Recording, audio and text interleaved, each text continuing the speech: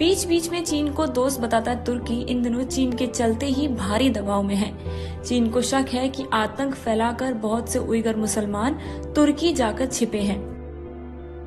अब चीन उन कथित आतंकियों को तुर्की से वापस लौटाने की बात भी कर रहा है। ये भी हो सकता है कि तुर्की के इनकार पर चीन उसे अपनी कोरोना वैक्सीन सौंपने से इनकार कर दे। चीन की सिनोवेक कंपनी की कोरोना वायरस वैक्सीन कोरोनावैक उसके लिए सबसे बड़ा हथियार साबित होती दिख रही है। कम से कम चीन के नए नए कारनामे देखकर तो यही लग रहा है। तुर्की से उसने हाल ही में साल 2017 की एक संधि पर हामी भरने का दबाव डाला है। इस संधि के तहत तुर्की चीन को वो उइगर मुसलमान वापस लौटाएगा जो उसके यहाँ शरण लिए हुए हैं।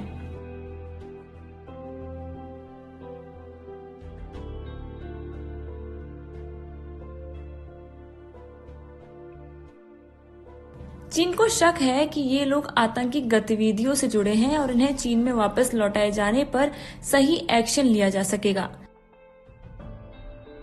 3 साल पहले ही इस द्विपक्षीय संधि पर बात हो चुकी थी, लेकिन चीन ने हाल ही में इसे स्वीकार किया और अब तुर्की को ऐसा करने को कह रहा है। दूसरी ही तरफ तुर्की पर मानवाधिकार संस्थाओं का दबाव है कि वो किसी भी हाल में अपने यहाँ शरण लिए उइगरों को चीन को ना सौंपे। ऐसे में मुसलमानों के हितों का राग अलापने वाला तुर्की अगर ऐसा करता है तो मुस्लिम देशों पर उसकी पकड़ कमजोर हो सकती है। वैसे पहले से ही उइगर के मामले में तुर्की के रवैये पर सवाल उठते रहे हैं। तुर्की की ये चुप्पी तब और बड़ी बात है जबकि खुद उइगर मुसलमान तुर्की का ही हिस्सा रहे हैं। माना जाता है कि ये लोग 14वीं सदी में चीन के हुनान प्रांत में एक विद्रोह को दबाने के लिए बुलाए गए थे, जिसके बाद काफी उइगर सैनिक वहीं बस गए। ये लोग उइगर भाषा बोलते हैं जो तुर्की भाषा परिवार की एक बोली है, यानी खुद अपने ही देशवासियों पर हिंसा देखते हुए तुर्की विरोध नहीं कर पा रहा।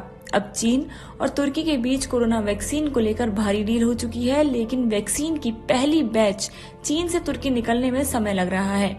माना जा रहा है कि ये देर जानबूझकर हो रही है ताकि तुर्की सरकार पर उइगरों को सौंपने का दबाव बनाया जा सके।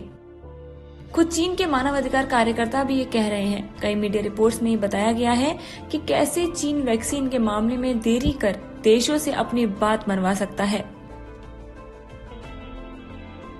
इधर दूसरी तरफ तुर्की को अमेरिका का भी विरोध झेलना पड़ रहा है। अमेरिका ने रूस में बने मिसाइल डिफेंस सिस्टम की तैनाती को लेकर नेटो को अपने सहयोगी देश तुर्की पर प्रतिबंध लगाया है। तुर्की ने पिछले साल ही रूस से मिसाइल प्रतिरक्षा प्रणाली हासिल की थी। अमेरिका का कहना है कि रूस का जमीन से हवा में मार गिराने वाला मिसाइल सिस्टम S-400 नेटो के तकनीकी मापदंडों पर खरा नहीं उतरता है और ये यूरो अटलांटिक गठबंधन के लिए खतरा है। अमेरिकी विदेश मंत्रालय ने सोमवार को इन प्रतिबंधों की घोषणा की, जिससे तुर्की की हथियार खरीद पर असर पड़ेगा। तुर्की को फिलहाल इस बात की आशंका नहीं है कि अमेरिका उसके खिलाफ कोई कड़े प्रतिबंध लगाएगा, लेकिन अब ये देखना दिलचस्प होगा कि कैसे तुर्की अमेरिका और चीन जैसे दो शक्तिशाली देशों के सामने अपने आप को ही सही साबित कर अपना काम निकलवाएगा।